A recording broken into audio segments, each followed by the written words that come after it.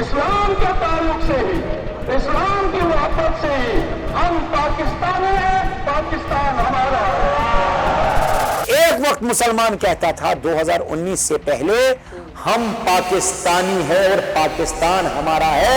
हम पाकिस्तानी हैं, पाकिस्तान हमारा है। उसने 2025 में लाल चौक में कहा हम हिंदुस्तानी है और हिंदुस्तान हमारा है। हिंदुस्तान हमारा है, हम हिंदुस्तानी हैं, हिंदुस्तान हमारा है, हम हिंदुस्तानी। जो बार बार मोदी जी कहते हैं 56 इंच सीना, हमने तो देखा नहीं, हमको तो तसली हो गई। फॉरेन पॉलिसी क्या करेगा? इसको रगड़ो, ऐसे सारा इसको रगड़ो, कुत्ते मुल्क को ये दहशत अमेरिका से कुछ नहीं खा देखो। He will be declared a madman. But बदकिस्मती है कि अमेरिकन लोग ऐसे पागल को क्यों कुर्सी दे रहे हैं। जब शेख मोहम्मद अब्दुल्ला ने अरबों कनाल जमीन कश्मीरी पंडितों की खाई, उनका क्या था? देखिए, मेरे घर में कोई काम करने वाला है, कोई चाय लेने वाला है, कोई रोटी बनाने वाला है, तो कल सरकार ये कहेगी मकान इसका हो गया। अगर कश्मीरी पंडित और कश्मीरी मुसलमान एक ही दिन नौकरी लगता था, सेम पोस्ट में लगता था, उनकी तनख्वाह में भी फर्क थी। कश्मीरी पंडित की तनख्वाह कम और मुसलमान की ज्यादा होती थी। एक भी कोशिश इन 35 सालों में न तो सरकारों ने की है, न कोई सामाजिक सेवाओं ने की है। हम कश्मीरी पंडित हैं। मगर कई बार आपने बड़ा बिलो द बेल्ट भी हिट करा है। जैसे आपने एक वीडियो डाली, मंदिर के बाहर कुछ कुत्ते थे, आपने उनको पर्सनल कश्मीरी पंडितों का नाम दिया। अब ये कुत्तों का अखाड़ा बन चुका है। देखिए, ये है ओरिजिनल कस्टोडियन आवाज। You go you might 10% from about it. You go Nandlal, who go चूनीलाल, who go Radha Krishna, तो who go ब्रिजलाल। शर्म इनको आती नहीं। आपने बहुत सारे लोगों पे डायरेक्ट एकदम तोहमत लगाई, जैसे विजय बकाया, संजय सराफ, नैन्सी कॉल, ये लिस्ट बहुत लंबी है। तो क्या आपके पास उनके खिलाफ कोई प्रूफ है? अगर मैं एक बार भी गलत होता, इतना बड़ा अधिकारी, इतने डीप कॉन्टैक्ट्स, एटलीस्ट एक बार तो पहल किया होता ना। बदकिस्मती है संजय सराफ की जब हम हिस्ट्री देखें, इनके पिताजी कश्मीर में पहला पेपर लीक हुआ था अनंतनाग में, वो इनके पिताजी जो चमनलाल सराफ, जो ही वो पूरे हो गए तो उनके बेटे को धोखा देके उनके भाई के साथ जुड़ गए आरएलजेपी, राष्ट्रीय लोक जनशक्ति पार्टी। कहीं न कहीं ये माल और खेले का खेल चल रहा है। उन्होंने कोई डील की थी 18 करोड़ की कि मेरे पिताजी फॉर्मर चीफ सेक्रेटरी रहे हैं, वो अपनी पार्टी के जनरल सेक्रेटरी हैं, कि मैं 18 करोड़ में आपको जमीन दे दूंगा, और 3 करोड़ अपने अकाउंट में ले चुका था और वो पैसे वापस नहीं दे रहा था। मैं तो जमीन दे रहा था, मैं तो पैसे। आप दोनों पक्षों में हो, हिंदू भी और मुसलमान भी, तो आपको यहाँ की इकोनॉमी को खोलना पड़ेगा और जो आपके ब्लू आइड बॉयज हैं उनको किनारे करके जो बड़े इंडस्ट्रियलिस्ट हैं उनको जगह देनी होगी, तब जाके कश्मीर फलेगा और फूलेगा। तो नेशनल कॉन्फ्रेंस की सरकार है, इनको समझ आता नहीं है, या तो उतनी दूरदृष्टि है नहीं, ये सिर्फ चाहते हैं पुलिस इनके कब्जे में आ जाए, जो ये बार बार स्टेटहुड की बात करते हैं, ब्यूरोक्रेट्स आ जाए ताकि इनको ट्रांसफर करने का, वहां यहाँ पैसा मिले इनको ट्रांसफर करने का। यहाँ रेड टेपिज्म लगा के बैठे हैं। ये गवर्नर एलजी साहब को भी समझ आता नहीं, बिकॉज सरकार उनकी है, लेकिन सिस्टम में आज भी कश्मीरी मुसलमान एनसी के जो वफादार लोग हैं वही बैठे हैं। डॉक्टर साहब, आपने कई मंदिरों की वीडियो डाली, तो उसमें किस तरह के केसेस ज्यादा थे? इंक्रोचमेंट के, कब्जे के?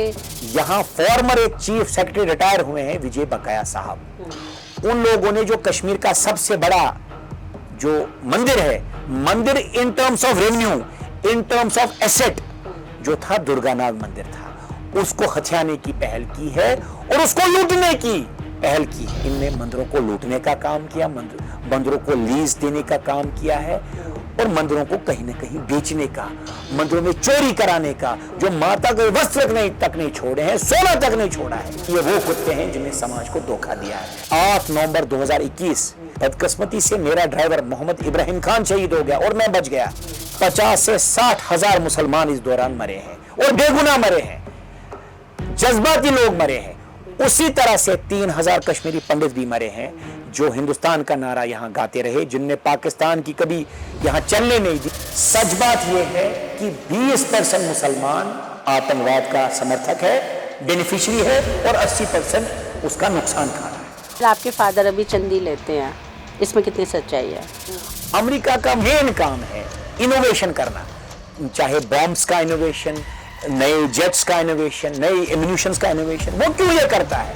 वो लोगों में फसाद डाल के, मुल्कों में फसाद डाल के ये वेपन्स बेचना चाहता है। अमेरिकन की दोहरी पॉलिसी है, अपने लिए न्यूक्लियर वेपन, इजराइल के लिए न्यूक्लियर वेपन, ईरान को सेल्फ डिफेंस के लिए वेपन नहीं, सिक्योरिटी नहीं हटाई गई। थोड़ी नाराजगी मुझे हुई और मैंने अपनी सिक्योरिटी छोड़ दी। संदीप मावा ने पहलगाम के अटैक के बाद कश्मीर टूरिज्म को बढ़ावा देने के लिए एक स्टंट किया। बाईसरन के बाद मैंने टूरिज्म पे बात की, ये बिल्कुल सच्ची बात है। वो इसलिए की कि मेरा मुसलमान आइसोलेट ना हो। तो डॉक्टर साहब, इस पे कितना पैसा लगा और ये पूरा खर्चा किसने उठाया? सरकारें या बाकी जो दल हैं वो बार बार कहते हैं नहीं साहब, ये बटा हुआ समाज ये वापस नहीं जाना चाहता है। उन्होंने अपने होटल सारे खोल दिए, कहा साहब जितने रूम आपको चाहिए आप ले सकते हैं, आपको कोई चार्ज नहीं है। मैंने टूरिज्म को भी रिवाइव करने की बात की, मंदिरों की चोरी की बात भी की, उनकी एनक्रोचमेंट की भी बात की, शराबबंदी पे भी बात की। उन्हीं का स्टेट गुजरात, वाइब्रेंट गुजरात, लेकिन ड्राई स्टेट। हमारा जम्मू कश्मीर संतों की भूमि, ऋषियों की भूमि, लेकिन शराबी स्टेट। जो कश्मीरी पंडित अमेरिका में, कनाडा में, दुबई में, कतर में, इंग्लैंड में सेटल्ड हैं, यूके में सेटल्ड हैं, उन्होंने प्लेज किया 2025-26 में हम 2500 करोड़ इन्वेस्ट करेंगे। एक हिसाब कश्मीरी पंडित वापस नहीं जाएगा। वो कोई पैकेज चाहता है जो उन्होंने कहा कि social security by way of एक नौकरी एक परिवार को मिले, राशन कार्ड। वैसे ही 1989 और उसके बाद जितने भी कश्मीरी पंडितों की जमीनें बिकी हैं, मकान बिके, उसको नल एंड वाइड डिक्लेयर करे ताकि उनको उनका हक वापस मिले। ये जो आपने फॉर्म भरवाए हैं, तो आपने उसमें अपनी वो सारी गाइडलाइन में या किसी में ये चीज़ें बताई हैं कि हमारे क्या क्या पॉइंट रहेंगे? बीजेपी का कि कश्मीरी पंडित को वापस लाएंगे लेकिन तारीख नहीं बताएंगे। क्या संदीप मावा बीजेपी का आदमी है या वो बीजेपी का एजेंडा चला रहा है? हमने सनातन बोर्ड बनाया जिसमें कश्मीर के, जम्मू कश्मीर के सारे मंदिरों को लिया जाएगा। सनातन बोर्ड सिर्फ हम बनाएंगे, चलाएंगे हम नहीं। आपको कश्मीरी पंडितों का कितना मैंडेट है? कैसे बसाएंगे पंडितों को? वादी की आवाज़ लाइव इमेज कश्मीर में।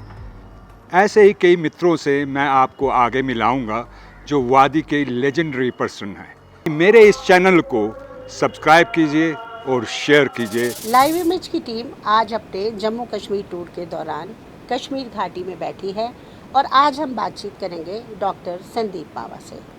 डॉक्टर संदीप मावा ने अभी थोड़े दिन पहले एक मूवमेंट चलाई थी जिसका नाम था आलव। आलव माने पुकार, यानी मातृभूमि की पुकार।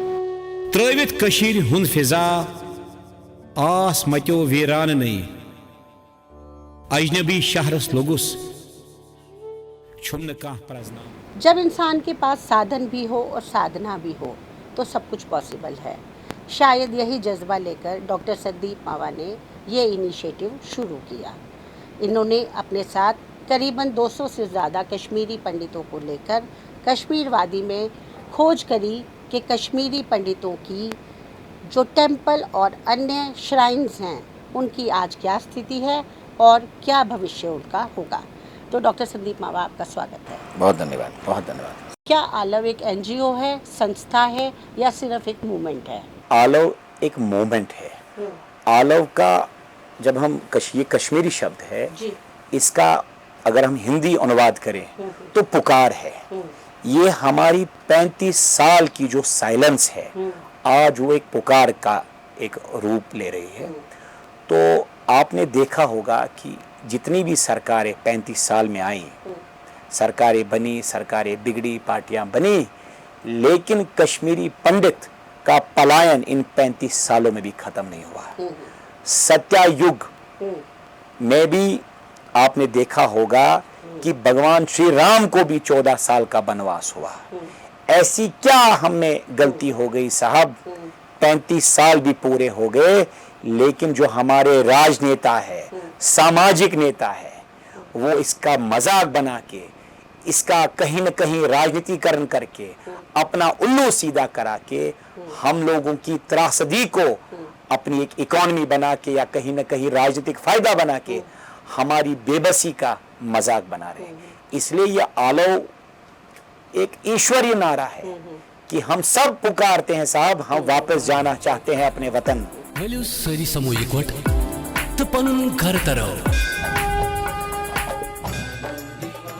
जो हमारी कश्मीर, जिसको हम माँ मौज कहते हैं कश्मीरी में और हिंदी में माँ कहते हैं, हम अपनी माँ के घर जाना चाहते हैं, अपनी मदरलैंड जाना चाहते हैं।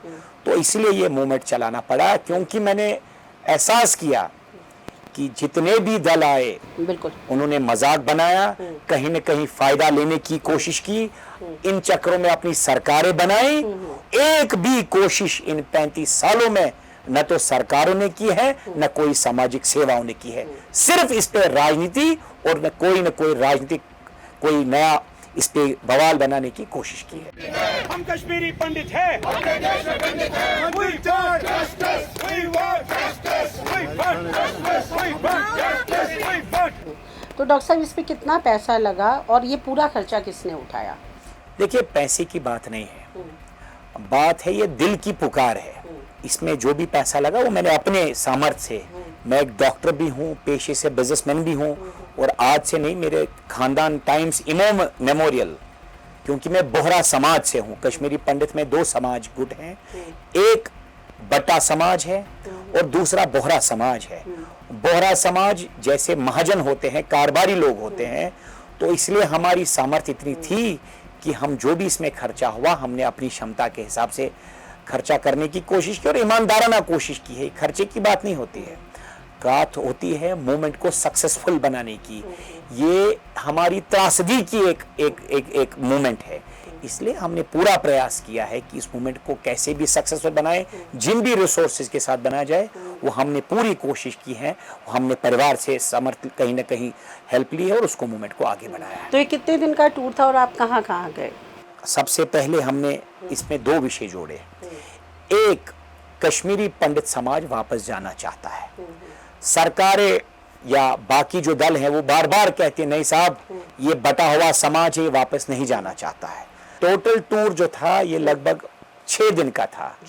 इसमें हम सबसे पहले पहलगाम बाईसरन गए, जो हमारे शहीद हुए पर्यटक जो गए थे उनको जो शहादत वहां देनी पड़ी इस पाकिस्तान के आतंकवाद से, या जो लोकल यहाँ जो राजनीतिक दल हैं जो जिन लोगों ने दंदा बना चुके हैं आतंकवाद, इसलिए हम वहां श्रद्धांजलि देने गए। दूसरी एक साजिश की गई थी, एक तो पाकिस्तान से, खैर हमें पाकिस्तान से कोई गिला नहीं, उनका तो यही काम है, लेकिन अपने लोगों से गिला है जिन्होंने कश्मीरियों को बाइकआउट कराने की पहल की थी, उसको रोकने की हमने कोशिश की है।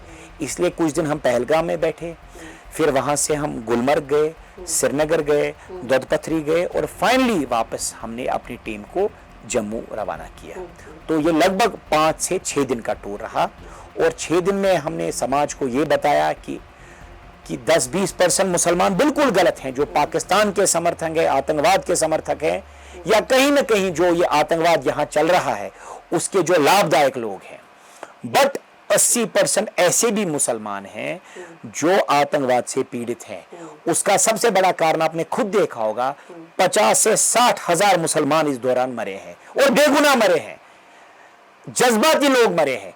उसी तरह से 3000 कश्मीरी पंडित भी मरे हैं जो हिंदुस्तान का नारा यहाँ गाते रहे, जिनने पाकिस्तान की कभी यहाँ चलने नहीं दी या किसी न किसी कारण उसको सपोर्ट नहीं किया, वो भी इस पीड़ा के कारण रहे हैं। लेकिन एक बड़ा अजीब एक नया नैरेटिव निकला कि यहाँ पिछले 35 साल से लोग हिंदू और मुसलमान को लड़ाने की पहल कर रहे थे। वो कोई भी राजनीतिक दल हो, वो तो सत्ता में भी आ गए ये करते करते। लेकिन सच बात यह है कि 20% मुसलमान आतंकवाद का समर्थक है, बेनिफिशियरी है, और 80% उसका नुकसान खा रहा है। दूसरी तरफ 20% कश्मीरी हिंदू में भी जो हमारे पलायन का हुआ उसके बेनिफिशियरी बने और 80% कश्मीरी पंडित उसके नुकसानदायक लोग हैं। इसलिए ये नैरेटिव बड़ा क्लियर होना चाहिए कि ये मजहबों की लड़ाई नहीं है, ये मुफाद परस्त जो समाजों में लोग हैं, चाहे हिंदू समाज में, पंडित समाज में या मुसलमान समाज में, जो ये दुकानदारी चला रहे हैं और हमें इसका नुकसान भुगतना पड़ रहा है। इसलिए ये बड़ा एक क्लियर आज समाज के सामने ये पिक्चर होनी चाहिए कि मजहबों को नहीं लड़ा सकते साहब आप उन दुकानदारों को, ब्लैक शीप जो दोनों समाजों हैं, उनको आइसोलेट करके हमें ये आगे बढ़ना है। उसीलिए हमने ये आलो की जो मुहिम है, इसमें आप हैरान हो जाएंगे, जब आलो की टीम जो लगभग 200 लोग थे, टोटल तो 600 लोग थे, 400 को हमने तुलमुला भेजा क्योंकि मेरा खील भवानी था, और 200 लोग इसलिए 200 लोग 600 लोग नहीं चुने क्योंकि जब उनको पता लगा, कश्मीरी मुसलमान समाज को पता लगा कि हम बाईसरन भी जा रहे हैं और पहलगाम जा रहे हैं, तो आपको हैरानी होनी चाहिए कि उन्होंने अपने होटल सारे खोल दिए। कहा साहब जितने रूम आपको चाहिए आप ले सकते हैं, आपको कोई चार्ज नहीं है। जबकि मैंने बड़ा उनको रिक्वेस्ट किया था, साहब हम पैसा देना चाहते हैं, लेकिन उन्होंने कहा नहीं, हम कश्मीर को जिंदा करना चाहते हैं साहब, हम नहीं लेंगे। तो इस कारण थोड़ी मुझे शर्म भी आई कि 600 लोगों की बारात लेकर कैसे जाऊंगा, तो 400 को हमने खीर भवानी मेला भेज दिया और 200 लोग जो जिम्मेदार लोग थे उनको अपने साथ पहलगाम, श्रीनगर, गुलमर्ग, सोनमर्ग और बाईसरन के इलाके में पूरा दौरा कराया। अच्छा, आप पे कई बार इल्ज़ाम लगाते हैं लोग कि आप दोनों पक्षों में हो, हिंदू भी और मुसलमान भी। देखिए, ये इल्ज़ाम इसलिए लगता है क्योंकि मैं कश्मीरी पंडित हूँ, मैंने आपको पहले कहा बोहरा समाज से हूँ। मेरी जो शादी हुई है वो मुसलमान समाज से हुई, मेरी लव मैरिज थी। मैं मेडिकल कॉलेज में पढ़ता था, और ईश्वर कहते हैं, कर्म लेख्या हिंदी में कहते हैं कि भगवान का जो कर्म होता है वो लिखत में शायद वहाँ शादी हुई। और हिंदू समाज ये भी कहता है अर्धनारेश्वर, आपका शरीर आधा अपना है और अपनी आधा घरवाली का है। तो कुछ लोग इसको मुद्दा बनाना चाहते हैं, तो खैर हमें इससे कोई फर्क नहीं पड़ता। मैं बड़े फख्र से कहना चाहता हूँ, मेरा आधा शरीर जो मेरा धर्म कहता है वो हिंदू है, और मेरी जो धर्मपत्नी है वो मुसलमान समाज से, तो इसलिए ये बातें चलती रहेंगी। इसलिए ये लोग बीच बीच में हमें वो, ताकि हमारी मूवमेंट को कैसे झटका लगे, उनकी दुकान बंद हो, कहीं उनको नुकसान न हो, तो ये ऐसी धारणा बनाने की कोशिश करते हैं।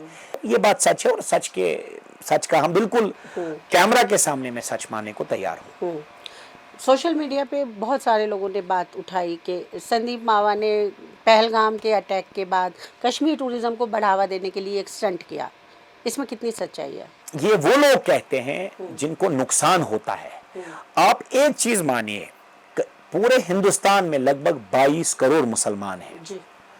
आप 22 करोड़ मुसलमान को आइसोलेट नहीं कर सकते हैं, आप उनसे लड़ नहीं सकते हैं। तो अक्लमंदी यही होती है कि मजहब नहीं सिखाता आपस में बैर रखना, हिंदी है हम वतन है, हिंदुस्तान हमारा। सो इसलिए मैं ये मानता हूं कि जब 90 में हम त्रासदी में थे, हमें पलायन करना पड़ा, शायद बंदूक के जोर से, पाकिस्तान के डर से या किसी और डर से, कश्मीरी पूरा समाज चुप बैठा और हमें निकलने दिया और हमें घर से बेघर कर दिया, ये बिल्कुल। लेकिन 2025 में मेरे मुसलमान को बाइकआउट करने की पहल सिर्फ पाकिस्तान ने नहीं की है, हमारे कुछ अपने लोगों ने की है। इसलिए कश्मीरियत को जिंदा करने के लिए मैं बिल्कुल बाईसरन के बाद मैंने टूरिज्म पे बात की, ये बिल्कुल सच्ची बात है। वो इसलिए कि मेरा मुसलमान आइसोलेट ना हो। जो 2019 के बाद यहां शांति हुई, सिर्फ शांति नहीं हुई, जो एक वक्त मुसलमान कहता था 2019 से पहले हम पाकिस्तानी है और पाकिस्तान हमारा है, की निस्बत से ही, इस्लाम की निस्बत से ही, इस्लाम के ताल्लुक से ही, इस्लाम की मोहब्बत से ही हम पाकिस्तानी हैं, पाकिस्तान हमारा है। उसने 2025 में लाल चौक में कहा हम हिंदुस्तानी है और हिंदुस्तान हमारा है। इसलिए मेरा सामाजिक दायित्व बना कि मैं उठ खड़ा हूं अपने समाज के साथ, हम अपना चरित्र दिखाएं। क्यों? सनातन धर्म में कहा जाता है वासुदेव कुटुंबकम, उसका मतलब वहां हिंदू, मुसलमान, सिख, ईसाई, क्रिश्चियन नहीं देखा जाता, वहां लोगों को भाई बहन के रूप में देखा जाता है, परिवार के रूप में देखा जाता है। वही सनातनी रूप के उसी में मैंने अपने समाज को उठाया कि मेरा मुसलमान भाई, मेरी मुसलमान बहन, मेरे मुसलमान बुजुर्ग, मेरे बच्चे आज तकलीफ में हैं, बाइकआउट में हैं। इसलिए हमने ये पहल की और टूरिज्म को रिवाइव करने की कोशिश की। और मैं धन्यवाद देना चाहता हूं पूरे समाज को, पूरे विश्व को, पूरे हिंदू समाज को, पूरे भारतवर्ष को कि आज हमने ये पहल की थी 31 मई को, और आपको जान की खुशी होनी चाहिए आज पूरा पहलगाम, पूरा गुलमर्ग जैम पैक्ड है। इसलिए मैं धन्यवाद देता हूं ऐसे समाज के लोगों को, जिनने दूरदृष्टि दिखाई, जिनने सनातन का असली चेहरा दिखाया। देखिए, हम लड़ना नहीं चाहते हैं, हम आपसी रवादारी में, भाईचारे में रहना चाहते हैं। उसी भाईचारे की मिसाल में मैंने टूरिज्म को भी रिवाइव करने की बात की, मंदिरों की चोरी की बात भी की, उनकी एनक्रोचमेंट की भी बात की, शराबबंदी पे भी बात की। तो ये बातें मैं करता रहूंगा। मेरे आलोचक जो लोग हैं वो पूरी आजादी रखते हैं साहब, उनको जो कहना है वो करते रहें, हम अपने काम से जवाब देते रहेंगे। बिल्कुल। डॉक्टर साहब, आपने कई मंदिरों की वीडियो डाली, तो उसमें किस तरह के केसेस ज़्यादा थे? इंक्रोचमेंट के, कब्जे के, या किस तरह के थे? देखिए, जो मंदिर जहां रेवेन्यू का सोर्स नहीं था, जो आइसोलेटेड जगह पे थे, वहां कब्जे हुए हैं। लेकिन जिन मंदिरों पे आमदनी बड़ी थी, जैसे दुर्गानाग जैसे मंदिर, शारिका मंदिर जो इष्ट देवी है कश्मीर की, जहां अरबों करोड़ों की संपत्तियां हैं, तो ऐसी जगहों पर जो हमारे बड़े अधिकारी रहे हैं, मैंने आपकी चैनल पे तो नाम लेके कहा है, जैसी व्यवस्था थी, जैसे पद थे। एक छोटा सा मैं उदाहरण दे दूं, यहाँ फॉर्मर एक चीफ सेक्रेटरी रिटायर हुए हैं, विजय बकाया साहब। उन लोगों ने जो कश्मीर का सबसे बड़ा जो मंदिर है, मंदिर in terms of revenue, in terms of asset जो था, दुर्गानाग मंदिर था, उसको हथियाने की पहल की है और उसको लूटने की पहल की है। मैं बड़ी जिम्मेदारी से, जब मैं ऐसे अधिकारी जो फॉर्मर चीफ सेक्रेटरी रहा हो, मैं बड़ी जिम्मेदारी से जज्बात को दूर रखकर सच्ची बात मैं कहना चाहता हूं, इनने मंदिरों को लूटने का काम किया, मंदिरों को लीज देने का काम किया है और मंदिरों को कहीं ना कहीं बेचने का, मंदिरों में चोरी कराने का, जो माता के वस्त्र तक नहीं छोड़े हैं, सोना तक नहीं छोड़ा है। तो ऐसे लोगों के खिलाफ हमने बार बार हमने जो पब्लिक के सामने थ्रू सोशल मीडिया के कारण हमने बताया है, क्योंकि मैंने एक प्रण लिया है। जिस दिन मुझ पे हमला हुआ वो तारीख था 8 नवंबर 2021। उस दिन मैंने अपने मन में सोचा कि बदकिस्मती से मेरा ड्राइवर मोहम्मद इब्राहिम खान शहीद हो गया और मैं बच गया। मैंने भगवान से बार बार एक ही अंतरात्मा से पूछा, भगवान आपने क्यों मुझे छोड़ा, आपने मुझे दूसरा जीवन क्यों दिया? तो धीरे धीरे जो भगवान की इच्छा थी, वो उनकी जो अंतर से एक प्लानिंग थी, वो समझ आई। तो इस कारण मैंने ऐसे लोगों को बार बार एक्सपोज करने की पहल की है। हम लोग हिपोक्रेसी में रहते हैं, सच नहीं बताना चाहते हैं, मुंह पे नहीं चोर को चोर बोलना चाहते हैं, चोरों को तो हम साधु बताना चाहते हैं। हमने इस डर को छोड़ दिया है, क्योंकि मैं मानता हूं डर के आगे जीत है।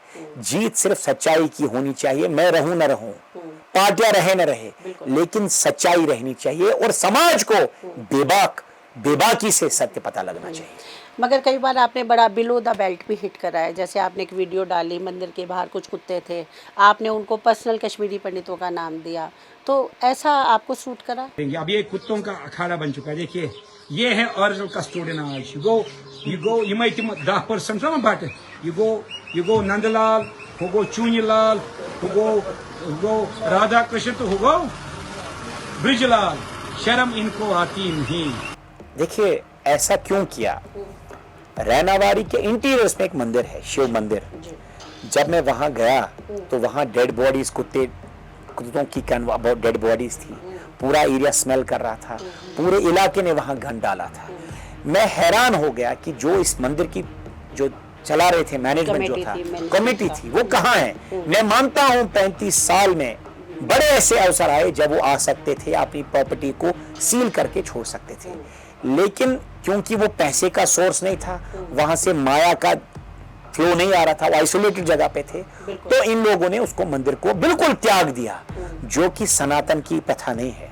इसलिए आपने सही कहा, बिलो द बेल्ट मैंने नाम देकर कश्मीरी पंडितों का कहा, ये वो कुत्ते हैं जिन्हें समाज को धोखा दिया है। इस कारण ये कभी कभार ऐसी हरकतें इसलिए करनी पड़ती हैं कि उनकी चेतना, अंतर आत्मा जागे।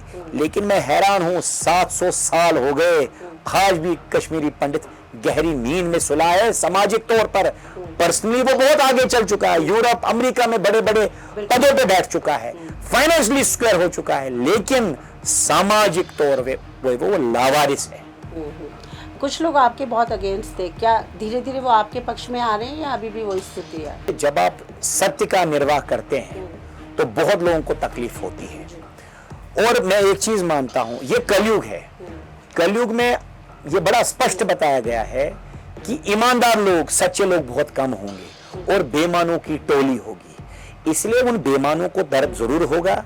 हम प्रयास करेंगे कि जिएंगे भी सत्य के लिए और मरेंगे भी सत्य के लिए। इसलिए ये प्रयास चलता रहेगा। आलोचना देखिए किसकी नहीं हुई है। मैं तो एक आम मामूली सा आदमी हूं। आलोचना तो यहाँ माता सीता को भी कभी परीक्षा देनी पड़ी, भगवान श्री राम को देनी पड़ी, अर्जुन को देनी पड़ी। तो ऐसी, मैं तो बहुत छोटा तुच्छ सा एक सामाजिक सेवक हूं। अगर ऐसी परीक्षाएं ऐसी होती रहेंगी तो कहीं ना कहीं मुझ में शुद्धिकरण होगा और कहीं ना कहीं मैं ईश्वरीय रूप में ज्यादा नजदीक होगा। ऐसी परीक्षाओं से मेरा और निश्चय जो है दृढ़ होता है और मैं और प्रयास करता हूं कि मैं जुबान से नहीं अपने काम से जवाब दूं, और वही पहल में हम लोग लगे हैं। इस दौरान आपकी सिक्योरिटी हटा दी गई, ऐसा क्यों? नहीं, सिक्योरिटी नहीं हटाई गई। थोड़ी नाराजगी मुझे हुई और मैंने अपनी सिक्योरिटी छोड़ दी। लेकिन फिर सरकार ने मुझे समझाया कि आपकी जान को बहुत खतरा है, क्योंकि ये सिर्फ मैं सामाजिक काम नहीं कर रहा हूँ, मैं एंटी पाकिस्तान भी यहाँ नैरेटिव जो हुर्रियत का भी उनको भी पकड़ रहा हूँ, उनके दफ्तरों को भी गिरा रहा हूँ, जो यहाँ पाकिस्तान की यहाँ दुकान खोल के बैठे उनको भी थोड़ा तंग करता हूँ। तो मुझे जो सिक्योरिटी रिव्यू मीटिंग में मुझे क्लियर बताया गया कि आप पाकिस्तान के जो ISI है उसके लिस्ट नंबर 1 पर है, सिर्फ आप नहीं, आपका पूरा परिवार और आपके पिताजी। तो इस कारण मैंने फिर से सिक्योरिटी ली है। हाल ही में 4 दिन पहले मैंने सरकार की इस गंभीरता को बड़ा समझा और मैंने हम्बली उस सिक्योरिटी को फिर से एक्सेप्ट किया। डॉक्टर साहब, वैसे आप बहुत अच्छे वेल टू डू हैं, मगर आपके फादर अभी चंदी लेते हैं, इसमें कितनी सच्चाई है? नहीं, चंदी नहीं लेते हैं, क्योंकि हम बिजनेस फैमिली से हैं। हमें रजिस्टर किया गया एज माइग्रेंट। अगर हम राशन कार्ड की बात करें, migrant, we are entitled for 3 ration cards. One is my father and my mother, the other is my family, the other one is my brother's family. लेकिन आपको जान के खुशी होनी चाहिए कि हम जब राशन कार्ड पे हम 10 लोग हैं, इसलिए है कि हमें एक माइग्रेंट तो एक प्रूफ राशन कार्ड है और हम रिलीफ कैटेगरी में है, क्योंकि मैं सरकारी मुलाजिम तो हूं नहीं। मैंने आपको पहले ही कहा मैं बिजनेस फैमिली से हूं। तो एक relief category, there are only 2 categories, either a government category which I am not a government employ, neither of my family, न मेरे ब्रदर, न मेरी फादर, न मैं। तो इसलिए रिलीफ कैटेगरी में हूं। तो वो तो है, उसमें मैं एक्सेप्ट करता हूं। लेकिन I am entitled for 3 ration cards. I am humbly taking one as a proof that I am a Kashmiri Pandit refugee.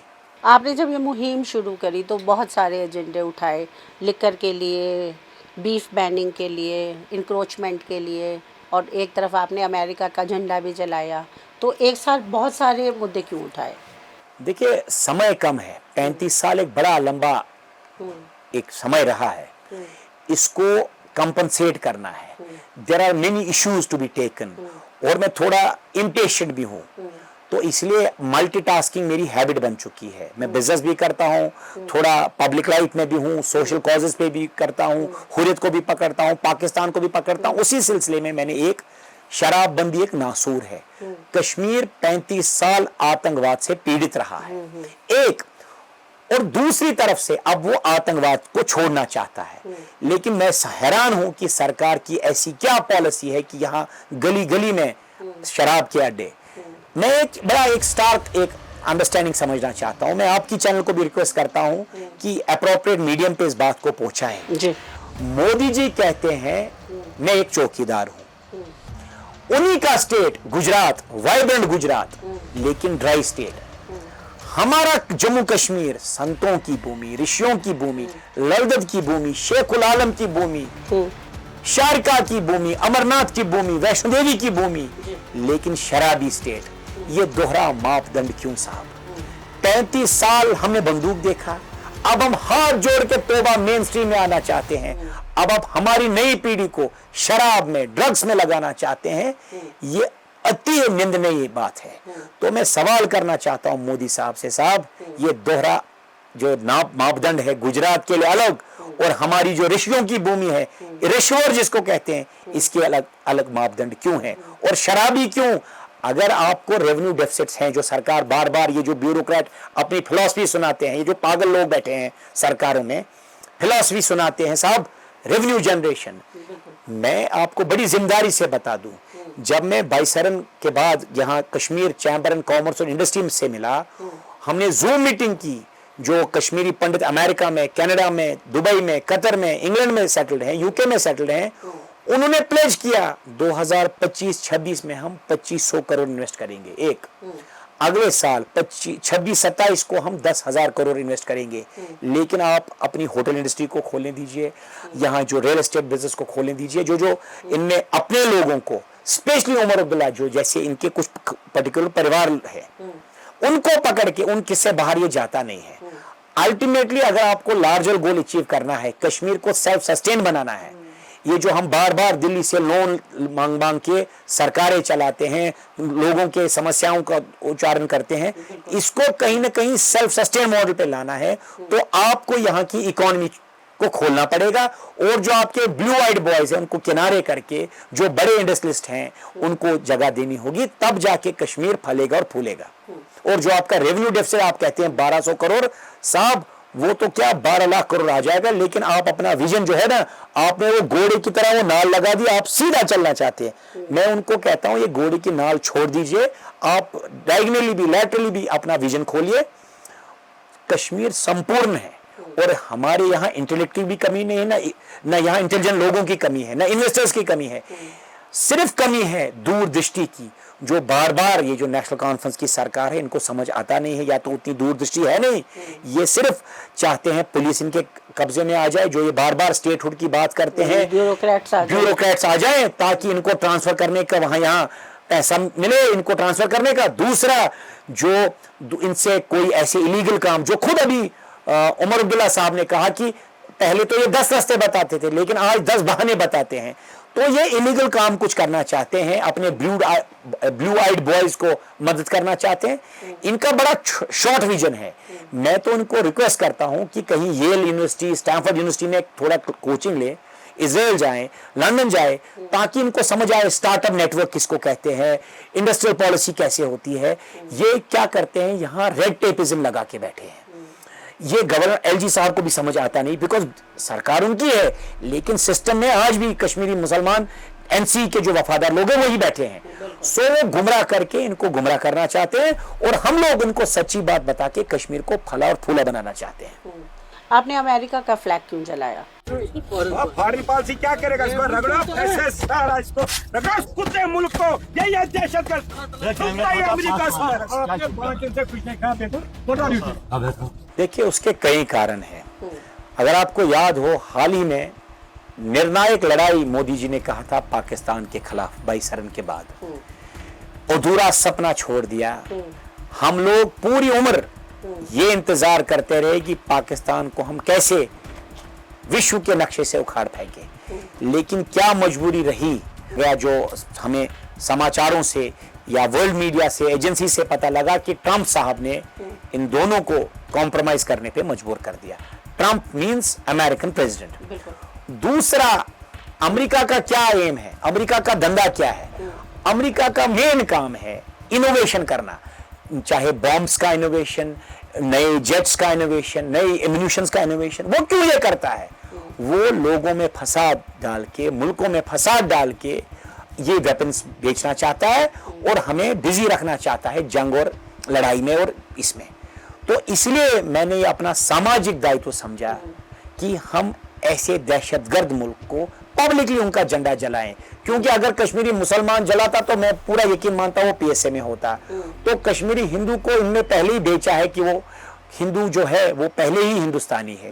तो इसका थोड़ा सा फायदा मैंने उठाया और इसलिए इस कारण मैंने अमेरिका का झंडा जलाया। और उसके बाद आपने खुद देखा, यही ट्रंप ने पाकिस्तान के जो जनरल हैं उनको बुलाया और उनको वाजवान खिलाया। एक और बार, तीसरा बार ईरान पे हमला किया कि आप न्यूक्लियर वेपन क्यों बनाएंगे। या तो अमेरिका पॉलिसी क्लियर करे, उनकी पॉलिसी आइदर अमेरिकन वे और नो वे। ये दुकानदारी आज नहीं तो कल उनको बंद करनी पड़ेगी। मैं मानता हूं इस्लामिक मुल्क चुप हैं क्योंकि उनको डर है, लेकिन मैं आपको यकीन दिलाता हूं समय अनकरीब है। 2 साल, 3 साल, 4 साल, 5 साल, नॉट मोर देन 10 years, आप देखेंगे कुछ बड़े मुल्क इकट्ठे हो जाएंगे और अमेरिका पे प्रहार करेंगे। क्यों? अमेरिकन की दोहरी पॉलिसी है, अपने लिए न्यूक्लियर वेपन, इजराइल के लिए न्यूक्लियर वेपन, ईरान को सेल्फ डिफेंस के लिए वेपन नहीं। तो ये दोहरा मापदंड वर्ल्ड फोरम पे नहीं चलता है। इसलिए अमेरिकन की जो दादागिरी है उसको थोड़ा सा छेद करने के लिए मैंने जो अमेरिका का झंडा श्रीनगर में जलाया as a token of protest कि भाई एक तुमने पाकिस्तान और हिंदुस्तान का जंग रोकने में हमारी जो अपेक्षाएं थी उनको पानी में डाल दिया, ध्वस्त कर दिया। दूसरा, आपने ट्रंप अपने पाकिस्तान के जनरल को वाजवान पे दावत दी। तीसरा, आपने ईरान पे हमला कर दिया। तो आप करना क्या चाहते हैं? You cannot keep every time American way. कहीं ना कहीं आपको सुधरने की बात है। और दूसरा, बदकिस्मती है क्योंकि मैं डॉक्टर भी हूं, मैं जब ट्रंप जो प्रेसिडेंट डोनाल्ड ट्रंप की हरकतें देखता हूं, मैं मानता हूं ये एक mentally he is a lunatic, पागल है।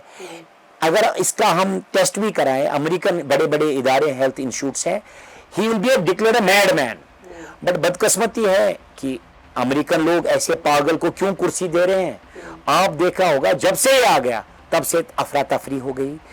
तो ये गुंडागर्दी चला रहे हैं, इससे वर्ल्ड ऑर्डर में जरूर आज नहीं तो पीछे भारतीय लोगों को भी उसने जंजीरों से बांध के भेजा, ह्यूमिलेट किया। ह्यूमिलेट मोदी को बोला नहीं, मैंने रोका है जंग, मोदी कौन होता है। तो मोदी की भी छवि को भी डेंट कर दिया।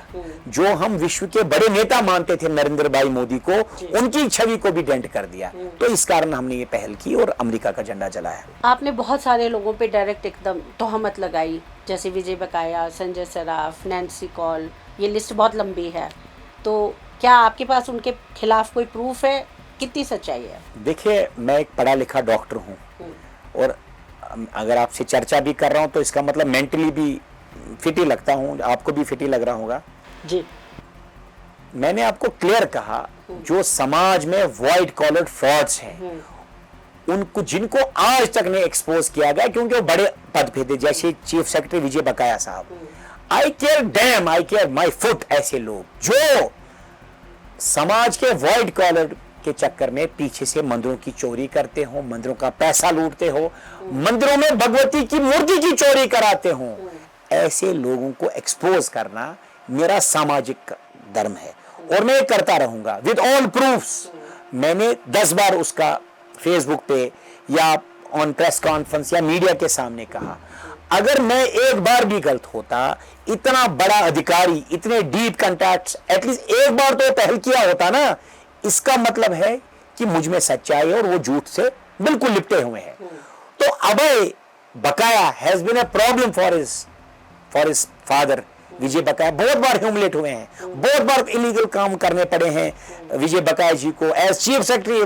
इवन होर्डिंग राइट्स तक, जब एक बार आपको छोटी बात बता दूं, जो जम्मू का जो होर्डिंग राइट्स टेंडर हुए थे वो हमारे पास आए थे, मेरे कुछ पार्टनर्स भी थे, मैं भी उसमें पार्टनर था।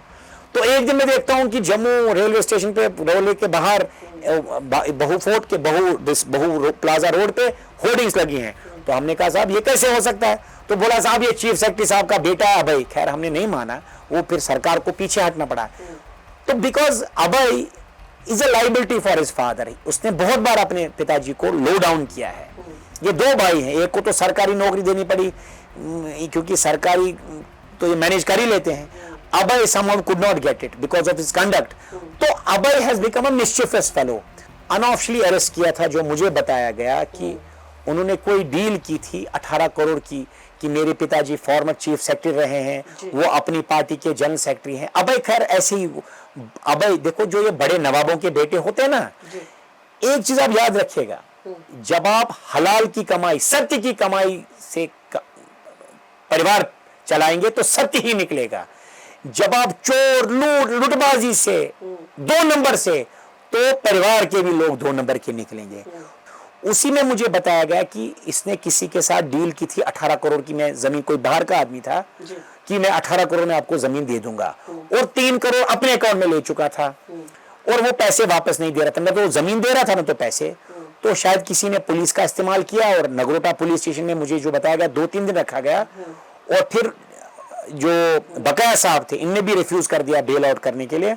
तो मुझे जो बाद में पता लगा कि उनके ससुर आए तो उन्हें 50 लाख रुपए दिए और 2.5 करोड़ की चेकें दी और तब जाके पुलिस ने अनऑफिशियली मतलब उनको निकाला। He has been a liability. देखो सच बात तो यही है, आप ये सिर्फ मुझ तक नहीं, आप कहीं भी पूछ सकते हैं। Abhay Bakaya has been a liability for his father, और वो निश्चित में तो है ही है, वो तो सीधे नहीं तो वो टेढ़ी उंगली से तो काम कर ही लेते हैं। लेकिन मैं हैरान हूं ऐसे उच्च अधिकारी IAS officer, senior IAS officer का बेटा ये काम करे, ये बड़ा निंदनीय है और शर्मनाक हरकतें हैं। और मैं उनको भी अपील करता हूं ऐसी हरकतें न करें, क्योंकि ये छोटा समाज है, यहाँ गली गली का पता लग जाता है, इसीलिए ये बातें हम तक पहुंची हैं। दूसरी बात आपने की संजय सराफ। देखिए मैं मानता हूं जो भी पब्लिक लाइफ में आता है या राजनीति में आता है, सबसे पहले उसका देखना चाहिए फाइनेंशियल बैकग्राउंड कुछ है या वो लोगों को लूट के अपना घर बनाना चाहते हैं। देखिए मैं पब्लिक लाइफ में हूं, मैं समाज सेवा में हूं, मेरे कारोबार चल रहा है, मेरे परिवार का कारोबार चल रहा है, तो हम कारोबार चला रहे हैं और पूरे बैंक बैलेंस के साथ, बैलेंस शीट के साथ वाइट धंधा कर रहे हैं। बदकिस्मती है संजय सराफ की जब हम हिस्ट्री देखिए, इनके पिताजी कश्मीर में पहला पेपर लीक हुआ था अनंतनाग में, वो इनके पिताजी जो चमनलाल सराफ ने। कौन सा पेपर? कोई पेपर लीक हुआ था, एग्जाम पेपर लीक हुआ था, मुझे फाइनल डिटेल्स पता नहीं है, जो खुद इसने कन्फेस किया कि संजय सराफ ने हाँ हुआ है। उसके बाद इसका भाई, जो मूर्ति यहाँ प्राचीन मूर्तियों की चोरी होती थी, तस्करी होती थी, वो इसके भाई करते थे। इंश्योरेंस स्कैम इनके भाई साहब करते थे। अब ये भाई साहब पहले थे रामविलास पासवान जी के साथ, लाल पासवान जी के थ्रू इन्होंने बड़ी बड़ी गड़बड़े कराई, फूड कॉर्पोरेशन इंडिया में अपने लोग लगवाए, उनसे पैसे लिए, रिलीफ लिया, सब कुछ लिया। जो ही वो पूरे हो गए तो उनके बेटे को धोखा देके उनके भाई के साथ जुड़ गए आरएलजेपी, राष्ट्रीय लोक जनशक्ति पार्टी।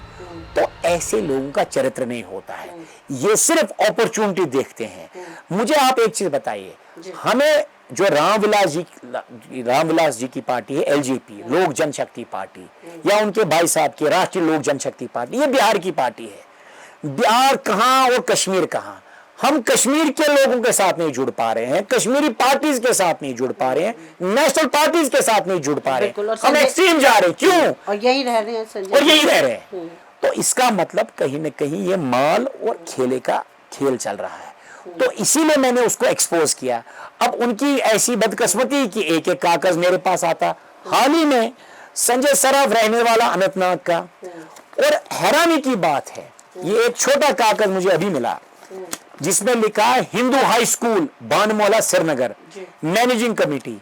अरे भाई तुम अनंतनाग के, तुमको क्या काम शहर की बानमौला कमेटी की?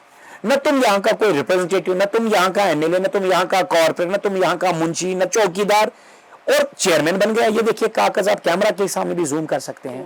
तो उसमें भी क्या मांगता है कि एफडीआर हैं 4,62,000 के, 4,77,000 के, 4,32,000 के। तो पैसे का खेल के चक्कर में यहाँ बैठे हैं, यहाँ अपनी राजनीति बनाने के लिए नहीं बैठे हैं। जो ये बार बार कहता है 35 साल I am on the ground, आप उनको साथ लेके हवा कदल में, मैं तो हवा कदल इलेक्शन लड़ा नहीं हूं, वो भी चले अकेले, मैं भी अकेला चलता हूं, देखते हैं कि किसके साथ हुजूम जाता है। हुजूम उसके साथ चलता है, लोग उसके साथ समर्थन देते हैं जो सत्यवादी हो, जो लोगों की के साथ उनका काम करे, सत्यनिष्ठा से काम करे। जो दुकानदारी और पैसे के चक्कर में उसको लोग त्याग कर देते हैं। तो कभी आपको देखना हो कि क्या वो नेता है या अभिनेता है, वो आप कभी हबकल में उनको भी ले जाए और मुझको भी। खैर मैं तो सामाजिक सेवक हूं, मैं अभी राजनीति में नहीं गया हूं। आप ये जमीनी हकीकत देख सकते हैं, क्योंकि ये छोटा शहर है, यहाँ सब पता लगता है कौन सेवा भाव में और कौन पैसे के चक्कर में है, तो सब पता लगता है। और लोगों को तो आप, मैं क्या, आप गली में कहीं भी इंटरव्यू कर ले हबकल में, आपको पता लग जाएगा, दूध का दूध और पानी का पानी क्लियर हो जाएगा। ये अभी आपने कुछ फॉर्म भरवाए हैं रिहैबिलिटेशन के लिए, तो उसके बाद उसमें क्या करेंगे, कैसे आप उसको? देखिए आज से 3 महीना पहले मेरी प्रधानमंत्री जी से मुलाकात हुई, गृह मंत्री जी से, और फाइनेंस जो मिनिस्टर हैं निर्मला सीतारमन जी से बात हुई। तो तीनों एक ओपिनियन बैठे थे कि साहब कश्मीरी पंडित वापस नहीं जाएगा, वो कोई पैकेज चाहता है, वो कश्मीर नहीं जाएगा। तो मैंने उनको विश्वास दिलाया कि आपकी जो ये धारणा आपके गुप्तचरों ने या ब्यूरोक्रेट्स ने बनाई, ये गलत धारणा है। तो मैंने उनसे अपील की कि मैं एक पहल करना चाहता हूं, अगर इसमें कहीं समर्थन मिलता है तो क्या आप लोग साथ देंगे? तो उनने कहा आप पहल कर सकते हैं, आप बिल्कुल इंडिपेंडेंट है, ये मुल्क आज़ाद मुल्क है, आप कुछ भी कर सकते हैं। तो उसने हमने पहल की, मैंने गूगल फॉर्म भराया आलो का। उसने ये कहा साहब अगर आप सच में जाना चाहते हैं, एक किन शर्तों के साथ जाना चाहते हैं, क्या चाहते हैं आप, किन टर्म्स के साथ। ये बात मैंने पहले की थी जुलाई 2024 में। हमने बड़ा एक सेमिनार किया था, पूरे कश्मीरी पंडित समाज को बुलाया था कश्मीर में शारका भवन में जम्मू में, और उनको कहा था किन शर्तों के साथ। उसमें लगभग 1 महीना लगा था, जो उन्होंने कहा कि social security by way of एक नौकरी एक परिवार को मिले राशन कार्ड के साथ, जितने 1989 के बाद सेल डीड हुई उनको सरकार नल एंड वाइड करे, जैसे लैंड टू टिलर करोड़ों कनाल जमीन जिस प्रकार शेख अब्दुल्ला ने कश्मीरी पंडितों की खाई थी लैंड टू टिलर के तहत, वैसे ही 1989 और उसके बाद जितने भी कश्मीरी पंडितों की जमीनें बिकी है, मकान बिके है, उसको नल एंड वाइड डिक्लेयर करे ताकि उनको उनका हक वापस मिले। उसी प्रकार से वो चाहते हैं जो ओवरेज यूथ हैं उनको पैकेज मिले, जो स्टार्टअप्स लड़के हैं उनको 1 करोड़ का लोन मिले, सॉफ्ट लोन्स मिले, सोशल सिक्योरिटी मिले, फिजिकल सिक्योरिटी मिले, बेसिक चीजें आने के लिए। तो ऐसी कोई स्काई इज द लिमिट नहीं कहा है, जो बार बार अटल बिहारी वाजपेयी जी ने या मोदी जी ने कहा जमहूरियत कश्मीर की इंसानियत, या कहा स्काई इज द लिमिट।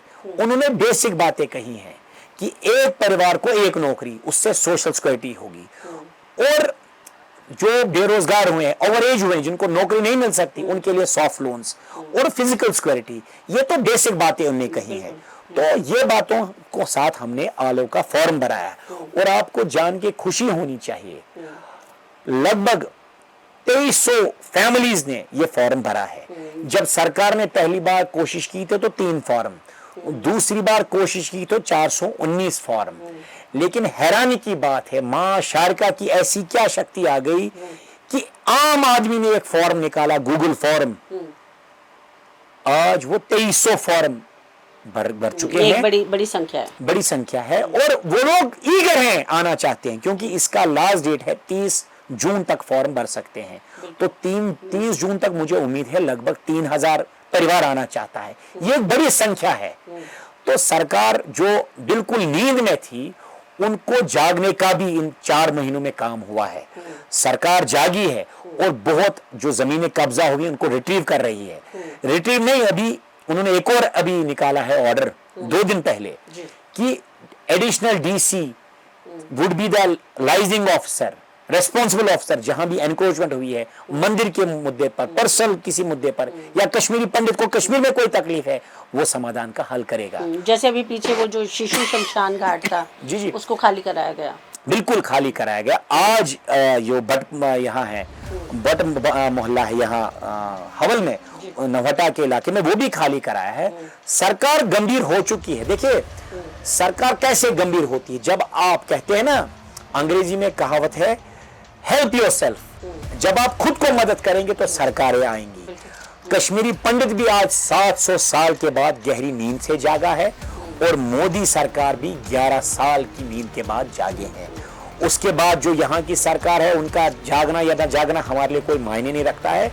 लेकिन मैं मानता हूं देर आए और दुरुस्त आए, ये सिर्फ समय की बात रहेगी, जब कश्मीरी पंडित अपनी शर्तों के साथ आन बान और शान के साथ कश्मीर आएगा और फिर से कश्मीर में कंट्रीब्यूट करेगा, और अपनी जो जलवा उसका है, जो उसका तिलिस्म है, वो फिर से by way of improving the economy, by way of developing the education system, infrastructure system जो कोलैप्स हो चुका था यहाँ, उसको फिर से रिवाइव करेगा। और जो कश्मीरी पंडित जो पूरे विश्व में माना जाता है, विश्व गुरु, उसका नाम फिर से प्रकट करेगा। इसमें से एक क्वेश्चन और निकल के आता है, अभी आपने कहा कि जो डिस्ट्रेस सेल में जमीनें बिकी उसको नल एंड वॉइड करे, तो ये तो बहुत रायता फैल जाएगा, कैसे ये पॉसिबल हो सकता है? देखिए, जब शेख मोहम्मद अब्दुल्ला ने अरबों कनाल जमीन कश्मीरी पंडितों की खाई, उनका क्या था? देखिए, मेरे घर में कोई काम करने वाला है, कोई चाय लेने वाला है, कोई रोटी बनाने वाला है, तो कल सरकार ये कहेगी मकान इसका हो गया। तो इसलिए मैं मानता हूं शेख अब्दुल्ला ने बड़ा गहरा वध प्रहार किया है कश्मीरी पंडित समाज में। ये उनके कारण नेशनल कॉन्फ्रेंस, जिसको पहले मुस्लिम कॉन्फ्रेंस कहते थे, ये उनकी परिस्थितियों के कारण हमारा पलायन हुआ है। उन्होंने ऐसी परिस्थितियां बनाई, सिर्फ ऐसी नहीं, आपको जान के हैरानी होगी, अगर कश्मीरी पंडित और कश्मीरी मुसलमान एक ही दिन नौकरी लगता था, सेम पोस्ट पे लगता था, उनकी तनख्वाह में भी फर्क थी। कश्मीरी पंडित की तनख्वाह कम और मुसलमान की ज्यादा होती थी। इतना गहरा घात इन लोग कश्मीर को किया है, भाईचारे को किया है, मजहबी लड़ाई यहां लड़वाई है, सिर्फ अपनी राजनीति को जिंदा रखने के लिए और अपने परिवार की दुकानदारी जिंदा रखने के लिए। इस दुकानदारी को बंद करना पड़ेगा। जो बार बार मोदी जी कहते हैं 56 इंच सीना, हमने तो देखा नहीं, हमको तो तसली हो गई। अब मौका है उनको, अब मौका है। जो कश्मीरी पीड़ित पलायन से समाज भरा हुआ है, एक बार वो 56 इंच सीना दिखा के जो 1989 के बाद सेल हुई है उसको नल एंड वाइड डिक्लेयर करे, ताकि हम वो माने कि वो सच में हिंदू हृदय सम्राट है। नहीं तो ऐसे ही वो हमको बेवकूफ बनाते रहेंगे। कभी कहेंगे निर्णायक लड़ाई और एक टाइम फोन मारता तो वो रुक जाता है। तो 56 तो देखा नहीं सीना। एक मौका उनके पास है, करेंगे तो अच्छा है, नहीं तो साजिशें करते रहेंगे, वो करते रहे और हम झेलते रहेंगे। ये जो आपने फॉर्म भरवाए हैं, तो आपने उसमें अपनी वो सारी गाइडलाइन में या किसी में ये चीज़ें बताई हैं कि हमारे क्या क्या पॉइंट रहेंगे? देखिए, इस फॉर्म में सिंपल है, आपका कहाँ आप रहते हैं, अभी पलायन में आप कहाँ रहते हैं जी। दूसरा, आप कश्मीर में कहाँ रहते हैं, और दूसरा आपकी प्रायोरिटी क्या है। हमने 4-5 रखा है। क्या सिक्योरिटी आपकी प्रायोरिटी है, नौकरी आपकी प्रायोरिटी है, जॉब, ये अब एक एस्टेब्लिशमेंट आपकी प्रायोरिटी है, हमने को किया है। तो इसके बाद हमारा नेक्स्ट स्टेप है, हम इसको पूरा डॉक्यूमेंट करके प्रधानमंत्री जी, उनके कार्यालय और गृह मंत्री जी और उनके कार्यालय के साथ संपर्क में रहेंगे और उनको बताएंगे ये चीजें हैं। नहीं, मेरा प्रश्न ये है कि जैसे कश्मीरी पंडित अगर मैं ही हूँ, सपोज मैं फॉर्म भरना चाहती हूँ, तो मुझे क्लियर होना चाहिए कि आपने मुझे क्या क्या फैसिलिटी वहाँ देनी है। देखिए, एक बेसिक जो हमने कहा, सरकार से भी बात हुई, सोशल सिक्योरिटी, जो नौकरी के काबिल है, एम्प्लॉयबल है, उसको नौकरी देंगे। नहीं, मेरा प्रश्न कुछ और है। मैं ये कह रही हूँ कि मैं फॉर्म भरती हूँ गूगल पे जाके, तो क्या उस फॉर्म को भरने से पहले मुझे अंदाजा है कि मुझे क्या मिलेगा इस फॉर्म को भर के? उसमें 4 ऑप्शन हमने दिए हैं। क्या आप हाउसिंग चाहते हैं, मकान चाहते हैं, क्या आपकी ये शर्त है, क्या नौकरी आपकी शर्त है, क्या आपकी सॉफ्ट लोन शर्त है, क्या सिक्योरिटी आपकी शर्त है, हमने पहले ही मेंशन किया है। उसी के हिसाब से देखिए, ये सिर्फ अकेला मैं नहीं करूंगा, क्योंकि सरकार का, जब हमने बात की थी, सरकार को उम्मीद नहीं थी कि हम 1000 क्रॉस करेंगे। सरकार भी परेशान हो गई है कि ये 3000 फॉर्म ऑलमोस्ट अचीव हो गए, 2300 तो हो ही गए अभी हैं। और लास्ट मोमेंट पे तो आपको पता है, कश्मीरी पंडित लेंस लगा के देखता है और एंड में फॉर्म भरता है। तो हमारा टारगेट है 3000, जो सरकार की अपेक्षा से 3-4 गुना है। तो मैं आपको ये बताना चाहता हूं बड़ी जिम्मेदारी से, जो शर्तें कश्मीरी पंडित चाहता है, जिन शर्तों के साथ जाना चाहता है, उन्हीं के साथ, कोई जबरदस्ती तो होगी नहीं। वो नौकरी चाहता, नौकरी मिलेगी, वो घर बार चाहता, घर बार मिलेगा, वो कार बार चाहता, कार बार मिलेगा, वो सॉफ्ट लोन चाहता, सॉफ्ट लोन चाहेगा, वो सिक्योरिटी चाहता, वो चाहता है, वो बिल्कुल मिलेगा।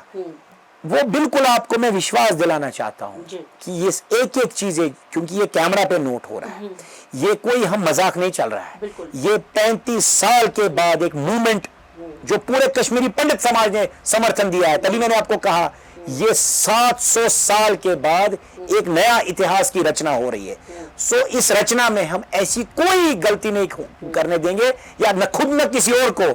हम चाहते हैं पूरे आन के साथ, शान के साथ, शर्तों के साथ कश्मीरी पंडित वापस आए और कश्मीर को फिर से वो गुलिस्तान बनाए। क्या संदीप मावा बीजेपी का आदमी है या वो बीजेपी का एजेंडा चला रहा है? मैं एक आम मामूली सा आदमी हूँ। अगर मैं बीजेपी का आदमी होता तो मेरे पे 2 FIR पिछले हफ्ते नहीं हुए होते। अगर मेरे साथ सरकार की अंडरस्टैंडिंग होती तो 2 FIR नहीं होते। बट खैर, अगर मेरी कहीं बातें बीजेपी के साथ मिलती है तो मुझे उससे कोई तकलीफ नहीं है, क्योंकि कहीं ना कहीं जो मैं काम करूंगा वो किसी न किसी पार्टी को तो फायदा देगी। तो अगर बीजेपी को फायदा मिलता है उससे मुझे कोई लेन देन नहीं है। लेकिन मैं स्पष्ट कर दूं, न मेरे परिवार का, न मेरा कोई कहीं न कहीं से कोई रिश्ता नहीं है बीजेपी के साथ। हाँ, कहीं मेरे मुद्दे उनके साथ मिल सकते हैं, जैसे ये एक प्रयास हो सकता है। बिल्कुल, वो भी एक प्रयास कर रहे हैं, मैं भी एक प्रयास कर रहा हूं। अब ये देखना है कि सफलता किसको मिलती है। सरकार घबराए ना, क्योंकि मैं जो 2 FIR का जब मैंने एनालिसिस किया, मेरी टीम ने एनालिसिस किया, सरकार घबरा गई कि ये कैसे मूवमेंट कामयाब हो गई, क्योंकि आपने बार बार देखा होगा एक मुद्दा था राम मंदिर, सरकार उसको खींचती गई, फिर ऐसे ताने सरकार को झेलने पड़े, मंदिर वहीं बनाएंगे, तारीख नहीं बताएंगे। आज वही हाल कश्मीरी पंडित का भी, उसी जो ये चाल में चल रहे हैं बीजेपी का कि कश्मीरी पंडित को वापस लाएंगे लेकिन तारीख नहीं बताएंगे।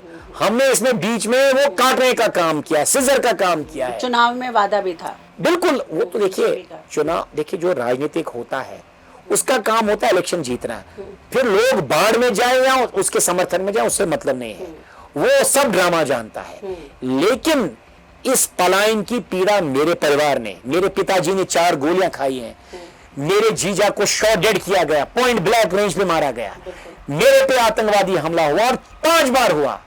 तो इसलिए हम इस पलायन के पीड़ा के सूत्रधार रहे हैं। तो ये कहते हैं ना, only wearers know where the shoe pinches, ये मुझे पिंच करता है, इसलिए मैंने ये प्रयास किया है। अब इस प्रयास से कहीं बीजेपी को फायदा होता हो या लोगों को लगता हो बीजेपी का आदमी है, उससे मुझे कोई फर्क नहीं लगता है। मैं सिर्फ ईश्वर का आदमी हूं और मैं ईश्वरी काम करता रहूंगा, और जो समाज की भलाई के लिए काम होगा वो लोगों के कहीं खिलाफ भी हो, मुझे कोई मतलब नहीं है। मैं ये देखना चाहता हूं जब कहीं हिस्ट्री में मेरा नाम लिया जाए तो एक ईमानदार शख्सों में लिया जाए, न कि ये बोला जाए कि ये भी एक दुकानदार बैठा था जिसने नए रूप में नई दुकानदारी की पहल की है। इसलिए समय तय करेगा कि कौन सेवा भाव में था और कौन दुकानदारी भाव में। वो सिर्फ वो समय तक आप छोड़िए, वो समय बता देगा कि मैं क्या बीजेपी का आदमी हूं या उनके लिए काम करता हूं या अपने ईश्वरी चेतना के लिए काम करता हूं। वो सिर्फ समय तक आप उस चीज को रखेगा। बिल्कुल। संदीप मावा ने हिंदू सनातन बोर्ड की मांग करी है, तो इसके पीछे क्या उद्देश्य रहेगा? मांग नहीं की है, मैं उस सनातन बोर्ड को बना रहा हूं। अभी हम डाउनटाउन जो बोहरी कदल है, जहां श्रीभट का स्कूल होता था, श्रीभट कौन था?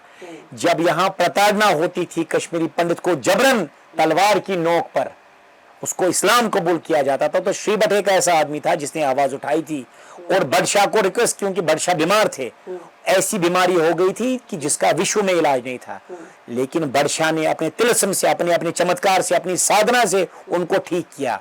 तो जो महाराजा थे बादशाह, उनने श्रीभट को कहा कि तुम क्या चाहते हो, सारा राजपाट ले लो। उन्होंने सिर्फ कहा कि हम अब 11 घर बचे हैं, इन 11 घरों को सनातन में रहने दो, उनको इस्लाम में मत लाओ। तो मैं वही रूप में, उसी जगह को हम सनातन बोर्ड बना रहे हैं।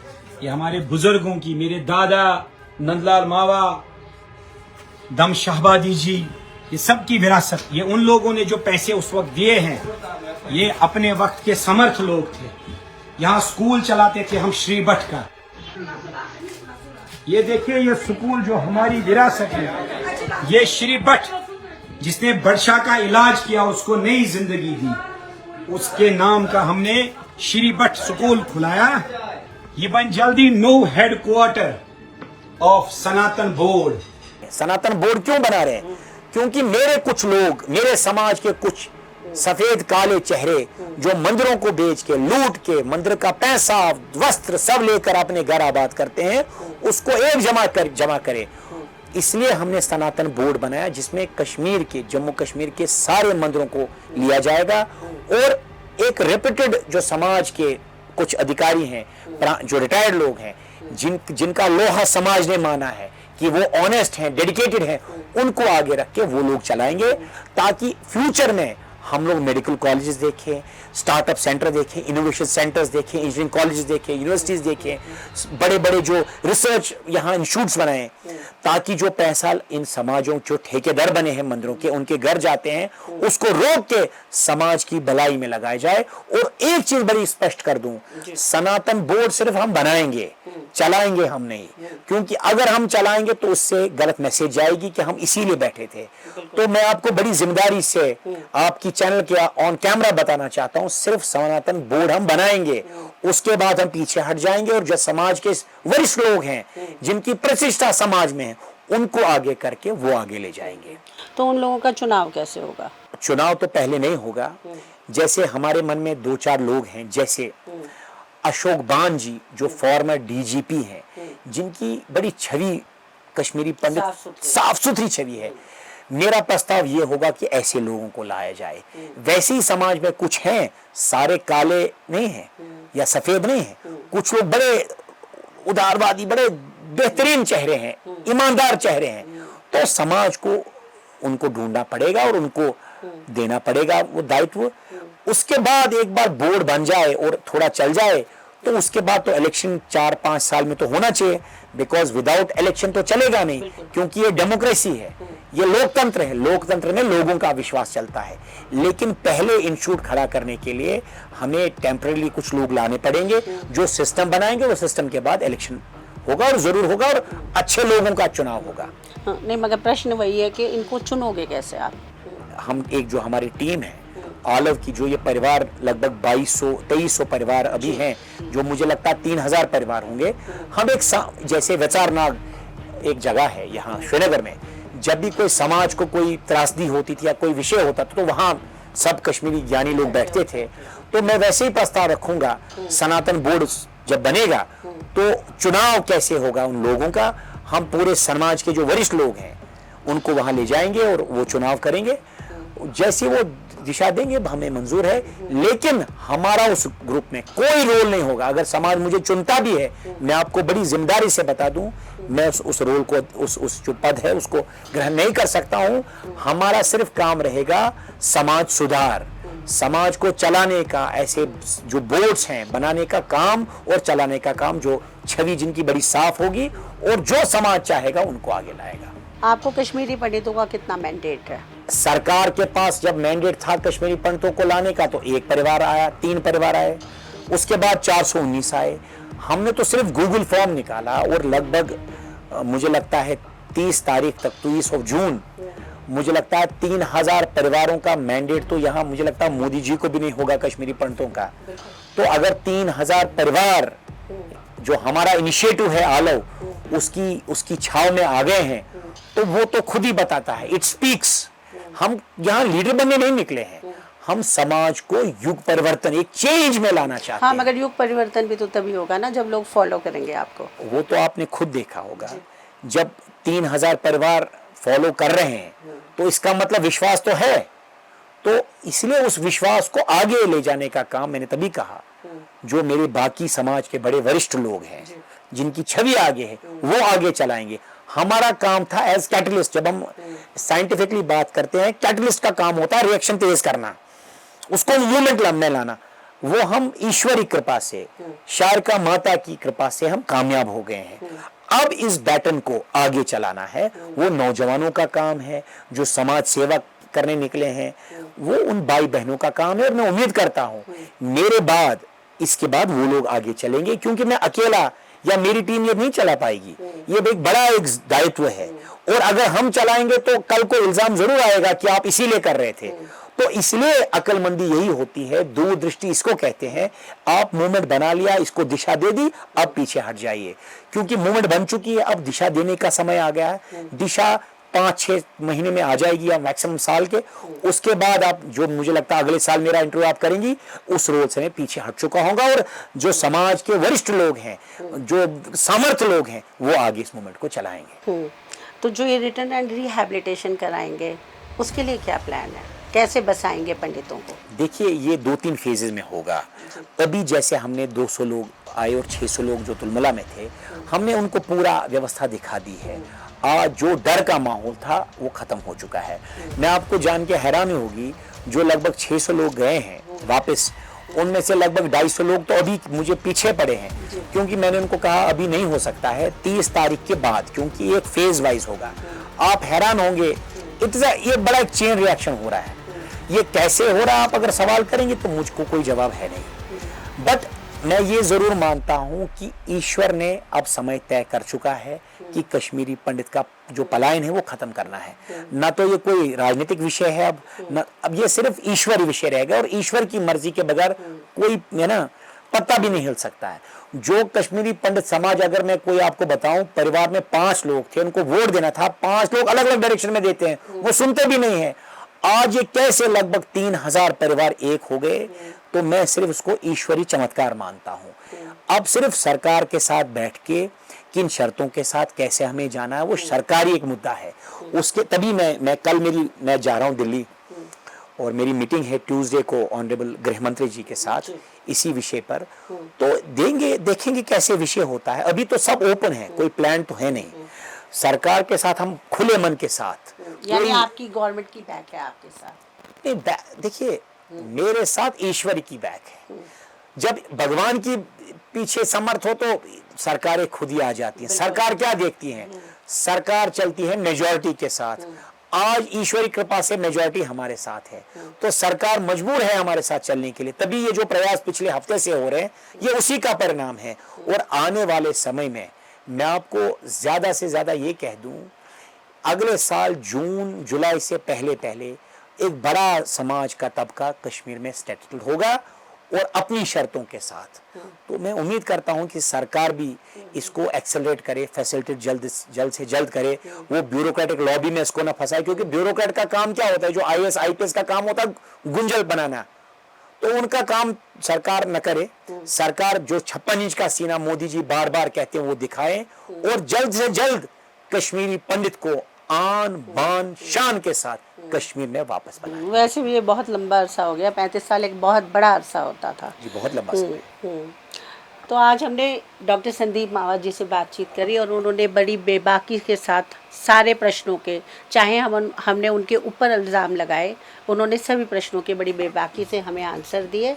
तो ये कहना कहीं गलत नहीं होगा कि मैं अकेला ही चला था जानिब मंजिल, मगर लोग जुड़ते गए और कारवां बढ़ता गया। थैंक यू डॉक्टर साहब, बहुत धन्यवाद।